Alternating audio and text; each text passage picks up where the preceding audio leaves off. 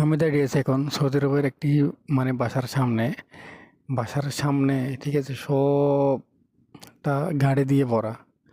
ঠিক আছে, এই যে দেখেন, এই যে ডাইনে সবগুলা গাড়ি, এই যে বামে সবগুলা গাড়ি। ঠিক আছে, এভাবে রাখে রয়েছে। কেউ কিন্তু ঘুরতে বাইরেতেছে না, বাইরে যাইতেছে না। কেন? একমাত্র গরমের কারণে। এত গরম পড়তেছে, মানে যদি গরম বালু একটা হাতে পড়ে, সাথে সাথে হাতে সামনে উঠে যাব, এরকম গরম পড়তেছে সৌদি আরবে। ঠিক আছে, এখন কি করবে? সবাই রাত্রে বের হবে।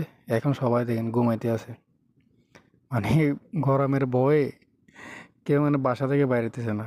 সবাই বাসার ভিতরে ঘুমাই আছে। গাড়িগুলা বাসার সামনে এভাবে রেখে সবাই ঘুমাইতেছে। এবারে সন্ধ্যার দিকে হইলে, মাগরিবের পরে হইলে সবাই বাইরে যাব, খাওয়া দাওয়া করব।